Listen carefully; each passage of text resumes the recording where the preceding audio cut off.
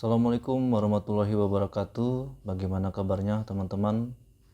Ketemu lagi di mata kuliah Personal Development ya. Jadi perkenalkan, nama saya Irsandi. Saya salah satu dosen pengampu mata kuliah Personal Development. Nah, mata kuliah ini membahas tentang dasar pengembangan diri, karakter, strength ya, self regulator, kemudian teamwork, dan bahan kajian yang terkait dengan topik pengembangan diri.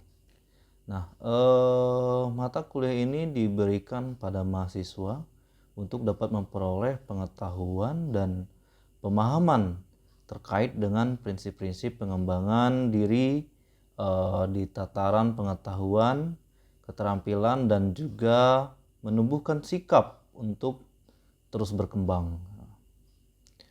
Kemudian tujuan instruksional ya. Jadi yang pertama itu mengendalikan diri dan bersikap tenang dalam menghadapi keluhan dan tuntutan lingkungan. Nah, kemudian mampu bersikap ramah dan tulus dan berinteraksi. Kemudian berpenampilan menarik sesuai etiket ya yang berlaku di budaya setempat. Kemudian menggambarkan kebutuhan nilai pribadi positif ya, integritas, kepekaan terhadap kondisi masyarakat, kejujuran, dan menghargai kehormatan manusia. Dalam membangun hubungan yang kuat dengan orang lain dalam konteks komunitas berbasis budaya gitu. Nah, yang terakhir yaitu mampu menyesuaikan diri di lingkungan yang multikultural. Nah, strategi perkuliahan yang akan kita lakukan yaitu yang pertama strategi instruksional ya. Urutan kegiatan instruksional berupa pendahuluan ya, yaitu tujuan mata kuliah, cakupan materi pokok bahasan, dan relevansi. Kemudian penyajiannya itu uraian, contoh, evaluasi, dan penutup gitu. Nah, media yang kita gunakan yaitu video aplikasi ya, yaitu aplikasi PEDI, dan evaluasi nanti evaluasi yang dilakukan selama proses pembelajaran berlangsung ya dalam bentuk tugas individu dan nanti ada UTS dan UAS gitu. Kemudian tugas ya dalam perkuliahan diberikan beberapa tugas materi kuliah sebagai disebutkan dalam jadwal perkuliahan. Nah, kemudian tugas ya dalam perkuliahan diberikan beberapa tugas ya. Jadi materi perkuliahan sebagaimana disebutkan dalam jadwal perkuliahan harus dibaca ya, ditonton videonya. Kemudian evaluasi mahasiswa dilakukan dengan mengadakan UTS, UAS, dan penugasan individu. Nah, kemudian penugasan sesuai pokok bahasan gitu.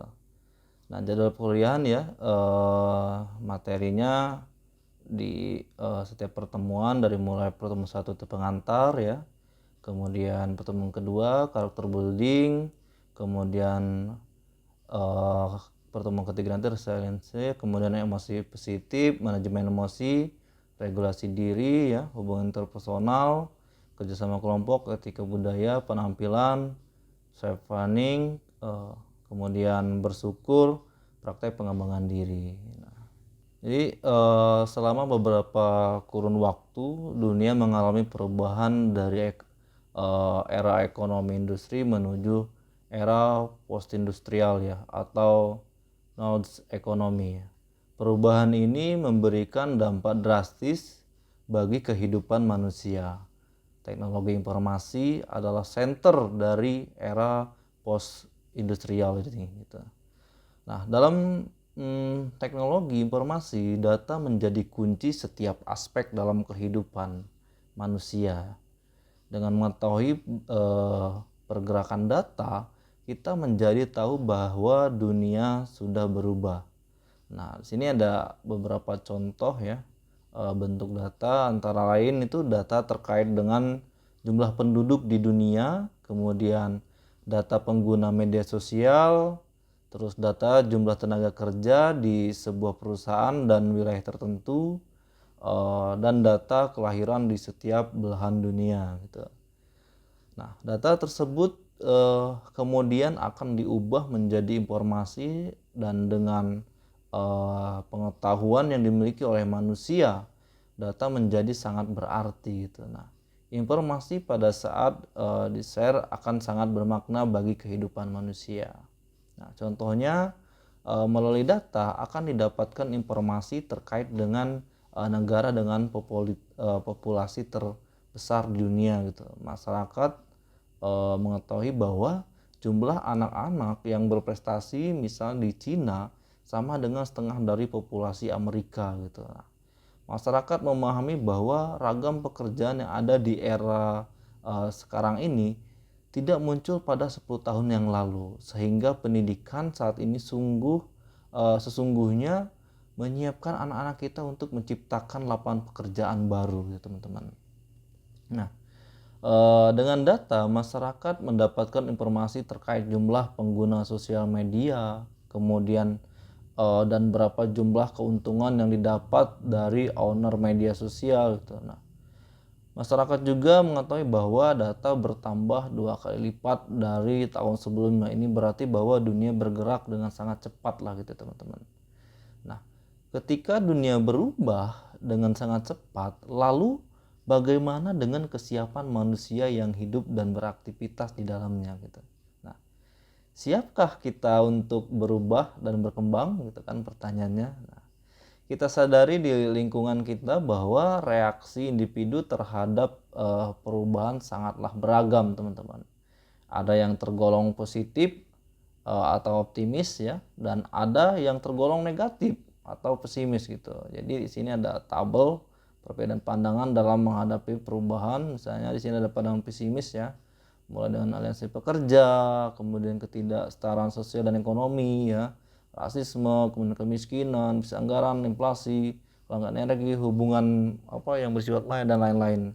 Kemudian pada pandangan optimis ya, otonomi daerah, global village atau community ya, intelektualitas dan penguasaan ilmu sangat dihargai, social awareness ya gitu.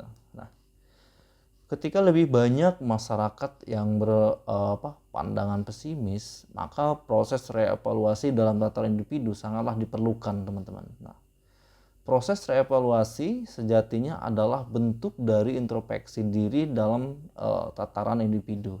Nah, bentuknya itu bisa berupa self-talk ya, atau pertanyaan yang diajukan pada diri sendiri terkait dengan kondisi diri sendiri dan lingkungan di sekitar kita gitu.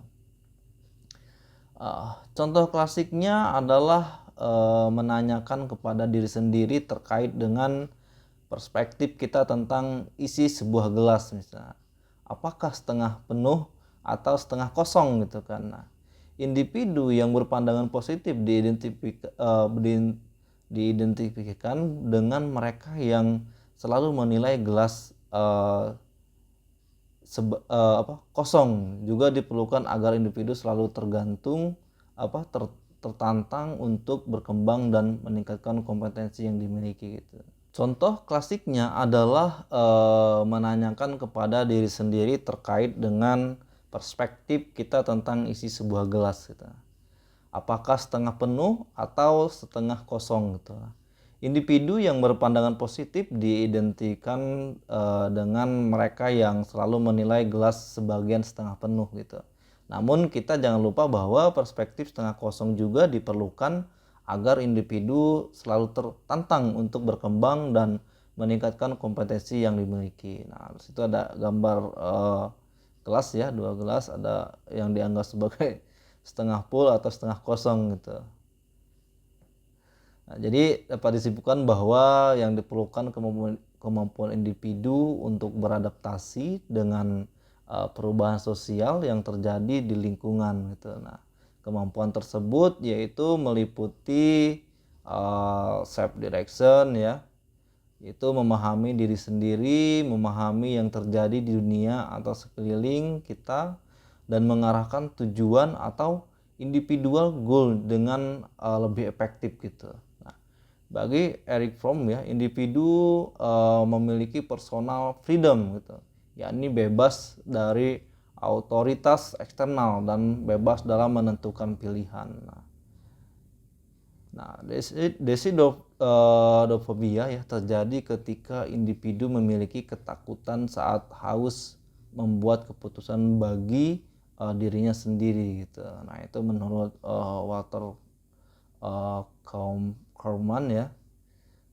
Nah, kemudian yang kedua, bertanggung jawab terhadap diri sendiri.